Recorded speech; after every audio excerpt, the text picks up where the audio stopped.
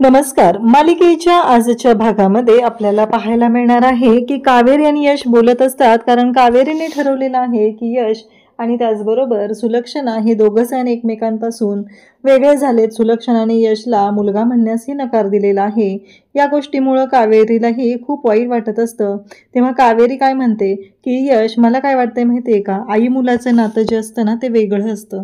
आई मुलाचं नातं जे असतं ना अगदी मेणासारखं असतं आणि एकमेकांच्या प्रेमाने ते आणखी जवळ येऊ शकतात. त्यामुळं त्यांचा राग गेला की सगळं होईल आणि तो राग आहे ना तो वितळून जाईल लगेच, असं ती समजवत असते. आणि त्याचबरोबर इकडे ती बोलत असते की यश, हे बघा, काही झालं तरीही तुम्हाला माझी समजूत घालावी लागेल. आणि जेव्हा माझ्यात आणि हापूसमध्ये असं भांडण व्हायचं ना, तेव्हा मी ना हापूसला याच पद्धतीने मनवायचे. मी हापूसला सांगायचे नक्की काय करायचं आहे ते, आणि मग ती गोष्ट ती यशला सांगत असते. यश म्हणत असतो नक्की काय करायचा. मग कावेरी सांगत असते की ती हापूसला कसं मनवायचे. मग यशने आता सॉरी मा असं म्हणून तुळशीमध्ये एक लेटर ठेवलेलं असतं. माझी आहे तिथं जाते आणि ते लेटर हातात घेते. मला बरं वाटतं. त्यानंतर यशने पुढचं लेटर ठेवलेलं असतं ते म्हणजे देवघरामध्ये, कारण त्याला माहिती असतं सकाळी उठल्यानंतर मा पहिलं तुळशीकडे जाणार आहे, त्यानंतर ती परत देवघरात येणार आहे. आणि म्हणून यशनं हे सगळं केलेलं असतं. यश ह्या गोष्टी मनापासून करत असतो, कारण त्याला माबद्दल तेवढं प्रेम वाटत असतं, तेवढी माया वाटत असते, आणि म्हणूनच तर तो हे सगळं करत असतो. काहीही झालं तरीही यश आणि माचं जे नातं आहे ते वेगळं आहे, कारण यश हा सुलक्षणाच्या भावाचा मुलगा आहे आणि त्याची आई लहान असताना सोडून गेली. कारण त्यासाठी हे एक इतिहास आहे, एक हिस्ट्री आहे, आणि ती हिस्ट्रीच आज तुमच्या सर्वांच्या समोर येणार आहे. नक्की काय झालेलं असतं, कशा पद्धतीनं गोष्टी घडलेल्या असतात आणि त्यानंतर हे सगळं होतंय हे आपल्याला पाहायला मिळणार आहे. तर या सर्व गोष्टी झालेल्या असतात, पण मा दिलेली प्रत्येक चिठ्ठी उघडून पाहते आणि त्यानंतर मा पुढे जात असते. परंतु घडतं मात्र वेगळंच, कारण त्या चिठ्ठ्या माने अक्षरशः पायधळीत उडवलेल्या असतात. तेव्हा मात्र यशला खूप वाईट वाटतं. तर आजच्या भागाच्या रिव्ह्यूला आपण सुरुवात करूया. नक्की मा आणि यश कशा पद्धतीने एकत्र येणार, कावेरी त्यासाठी काय करेल हे आपल्याला पाहायला मिळणार आहे. त्यासाठी प्रेक्षकांनो हा व्हिडिओ शेवटपर्यंत पहा. त्याचबरोबर चॅनलवरती नवीन असाल तर चॅनलला सबस्क्राईब करा, व्हिडिओला लाईक करा. तर इकडे मा म्हणत असते की यश, तू आज दाखवून दिलं. शेवटी माझे संस्कार, मी घालून दिलेले नियम या कोणत्याही गोष्टीला अर्थ नाही, कारण मी तुला एवढं सांगितलेलं होतं तरीही तू ती गोष्ट मात्र केली नाही आणि तू या सर्व गोष्टी विचित्र पद्धतीनं केल्या. आणि शेवटी तू दाखवून दिलं, कितीही प्रेम केलं, काहीही केलं तरीही तू माझा नाही होऊ शकत, असं मा यशला बोलत असते. यशला मात्र खूप वाईट वाटलेलं असतं. यशला कळत नसतं की या सगळ्यातून काय करायचं आहे. काहीही झालं तरीही मा ज्या पद्धतीने यशसोबत बोलत असते त्यामुळे यशला मात्र वाईट वाटलेलं असतं. यश म्हणत असतो की नाही, माने माझ्याशी नाही असं वागलं पाहिजे, एवढंच यशचं म्हणणं असतं. आणि यश माची समजूत घालण्याचा प्रयत्न करत असतो, पण मा म्हणते की शेवटी दाखवून दिलेलं आहे की तू माझं रक्त नाही आहेस, तू माझा मुलगा नाही आहे. माझं प्रेम शेवटी कमी पडलं रे, कारण शेवटी तू तुझ्या आईसारखाच निघाला, हट्टी. कारण तुझी आई ही जशी हट्टी होती तसाच तूही आहेस, कारण तुलाही वाटलं नाही आहे कधी, कारण तुझ्या आईनेही घरात घालून दिलेले नियम कधी पाळले नाहीत आणि हे सगळं झालेलं आहे, असं बोलत असते. त्याचबरोबर यशला मात्र खूप वाईट वाटलेलं असतं, कारण जे काय झालेलं आहे त्याच्यामध्ये कोणाची काहीच चूक नसते, परंतु यशला मात्र हे सगळं बोलणं खावं लागत असतं. तेव्हा मात्र सगळ्यांना वाईट वाटतं. यश म्हणत असतो, नाही मा, असं नको बोलूस तू, असं यश तिला समजवत असतो, परंतु मा मात्र ऐकायला तयार नसते. मा हट्टाला पेटलेली असते आणि ती म्हणते की तू माझा मुलगा नाही आहेस, हे तू दाखवून दिलेलं आहे, शेवटी तू तुझ्या आईच्या वळणावरती गेलेला आहे, असं बोलत मा तिथून निघून जाते. यशला मात्र वाईट वाटत असतं आणि त्याचबरोबर इकडे खूप मोठी गोष्ट घडत असते आणि या सगळ्या गोष्टी समोर येत असतात. मा तिथून निघालेली असते. यश म्हणत असतो, मा असं नको ना करू, माझ्याकडून चूक झालेली आहे, खरंच मला माफ कर, माझ्याकडून चूक झाली आहे, असं म्हणत यश माशी बोलत असतो, परंतु मा मात्र ऐकायलाच तयार नसते. मा हट्टाला पेटलेली असते. माझं असं म्हणणं असतं की या घरात काही नियम घालून दिलेले आहेत. या घरातल्या बाईने बाहेर जाऊन काम करायचं नाहीये, नोकरी करायची नाहीये, कोणता उद्योग करायचा नाहीये, कारण या घरातल्या एका छोट्या मुलीचा जीव गेलेला आहे, कारण ती बाई पॅशनेट होती.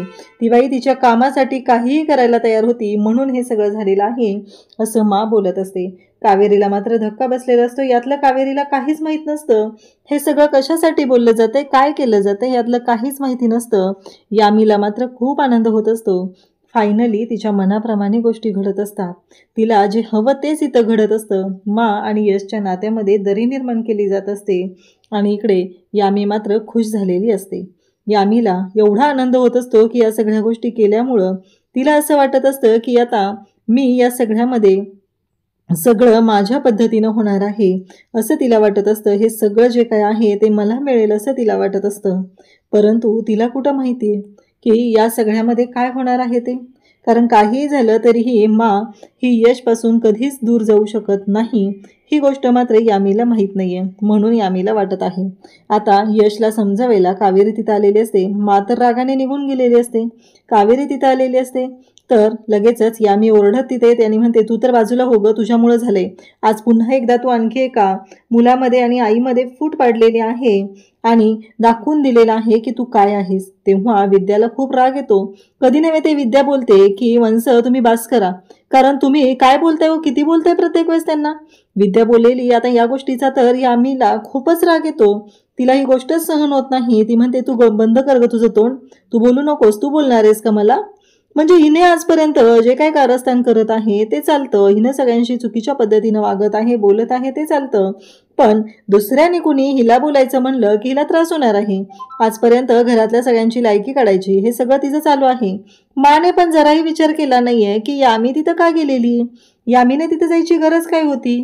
या गोष्टींचा विचार माने केलेलाच नाहीये. आणि विद्या मात्र खूपच विद्याला वाईट वाटत असतं, कारण आज मा खूप मोठ्या दुखावल्या गेलेल्या असतात. ही गोष्ट सगळ्यांच्या समोर येत असते. त्याचबरोबर यामी इकडे कावेरीला बोलत असते, पण कावेरी एका वेगळ्याच धक्क्यात असते. कावेरीचं त्या यामीच्या बोलण्याकडे लक्षच नसतं. तिला जाणूनच घ्यायचं नसतं की नक्की काय झालेलं आहे. आणि इकडे जेव्हा या सगळ्या गोष्टी घडत असतात तेव्हा मात्र यामी जी आहे ती मूर्खासारखी वागत असते आणि कावेरीला यशला समजवण्यासाठी जवळ आलेली असते. यामीच्या मनासारख्या सगळ्या गोष्टी झालेल्या असतात आणि यामीला असं वाटत असतं की जे काय घडलेलं आहे ते सगळं माझ्यामुळे झालेलं आहे आणि हे सगळं खूप भारी झालेलं आहे. आता ह्या सगळ्या प्रॉपर्टीवरती माझा अधिकार असणार आहे असं तिला वाटत असतं. इकडे यशला ओरडून आल्यानंतर माही तेवढीच डिस्टर्ब झालेली असते आणि तेव्हा मात्र बाबा मला बोलत असतात की मंडळी तुम्ही असं करायला नको होतं. गेली 20 वर्ष झालं जी गोष्ट तुम्ही ठेवलेली होती ती गोष्ट तुम्ही आज अशा पद्धतीने बोलायला नको होती. हे समोर आलेलं असतं. तेव्हा मात्र इकडे बाबा म्हणत असतात की हे बघा मंडळी, तुम्ही असं वागायला नको होतं. काही झालं तरीही यशला तुम्ही स्वतःच्या मुलापेक्षा जास्त जपलेला आहे. स्वतःच्या हातावरच्या तळहातावरच्या फोडाप्रमाणे त्याला जपलेला आहे आणि आज तुम्ही लेकराला दुखावलेला आहे. 22 वर्षात जी गोष्ट बोलून दाखवलेली नाहीये, तुमच्या मनातही आलेली नाहीये कधी, ती गोष्ट तुम्ही आज बोलून दाखवलेली आहे आणि हे सगळं झालेलं आहे.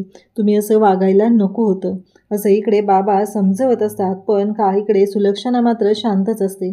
सुलक्षणाला ते म्हणत असतात की स्वतःच्या पदराची सावली करून त्या लेकराला तुम्ही लहानाचं मोठं केलेलं आहे आणि आज तुम्ही असं बोलून त्या लेकराला दुखवलेलं आहे असं बाबांचं म्हणणं असतं.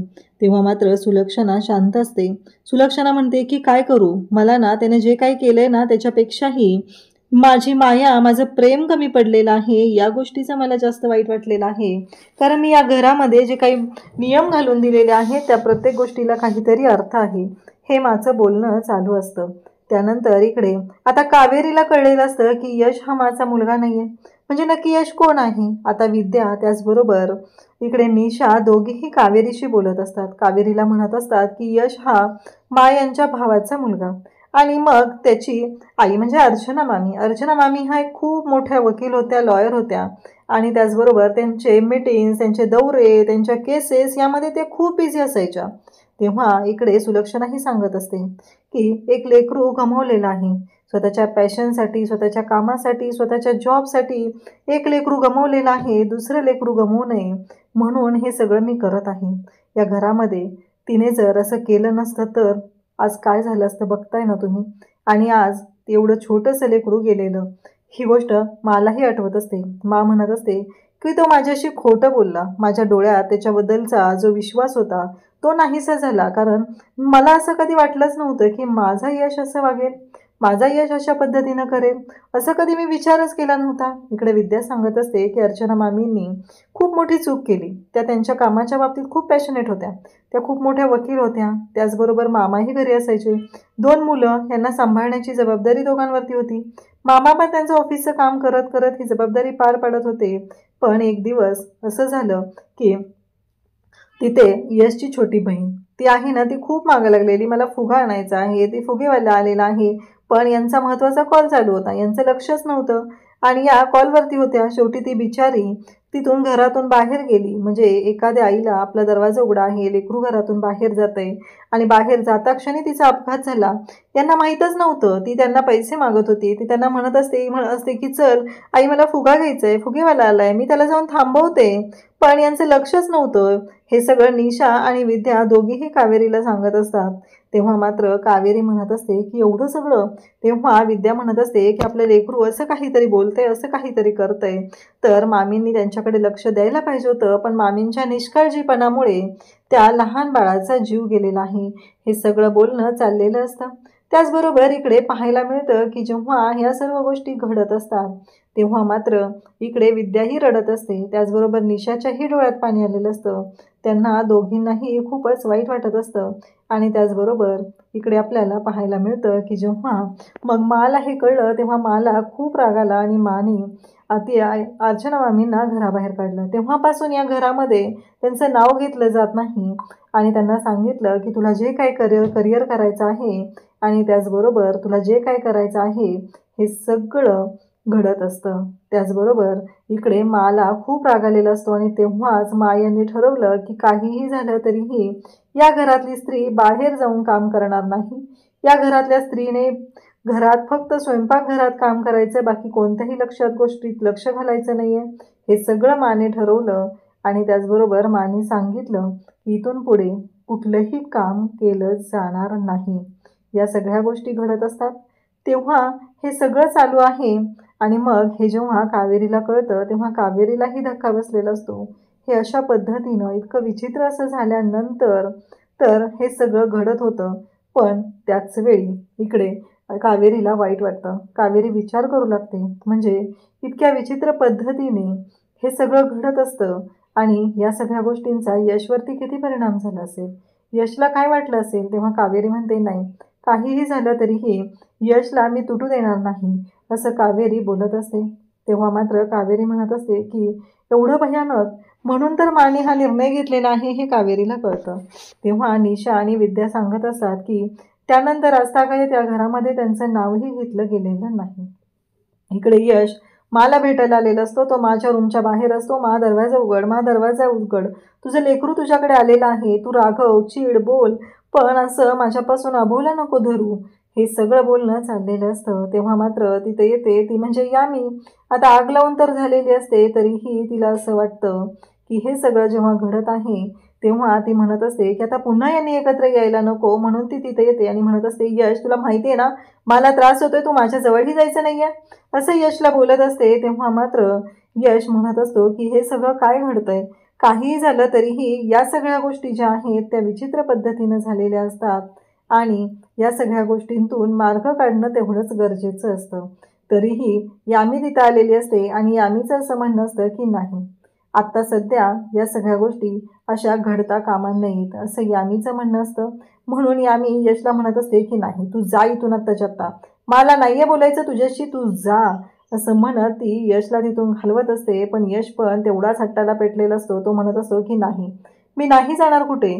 तेव्हा विद्या इकडे सांगत असते त्यानंतर माने ठरवलं, पण त्यामध्ये यशची छोटी बहीण गेली आणि यश पोरगा झाला. तेव्हापासून यश हा इथेच असतो आणि माने सगळ्यात जास्त यशला जीव लावलेला आहे. तेव्हा कावेरी म्हणू लागते, म्हणजे उदय आणि यश हे दोघं सख्खे भावंड नाही आहेत.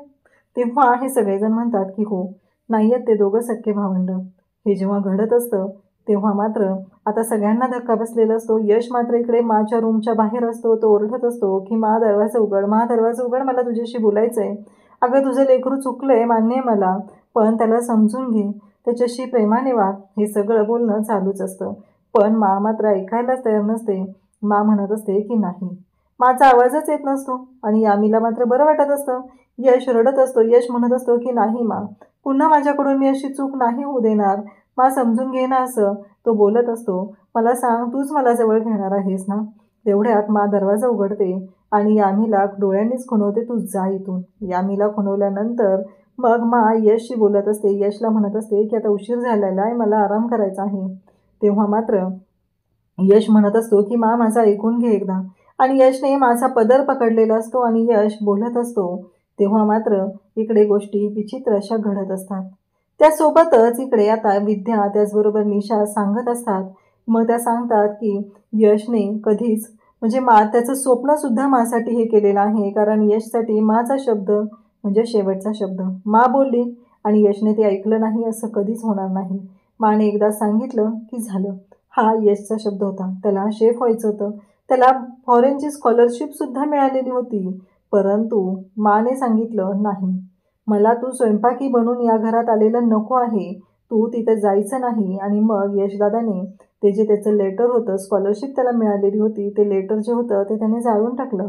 त्याने त्याच्या स्वप्नांचा चुराडा केला, स्वप्नांची राखरांगोळी केली. का तर माचा शब्द हा त्याच्यासाठी प्रमाण होता आणि म्हणून त्याने हे सगळं केलं.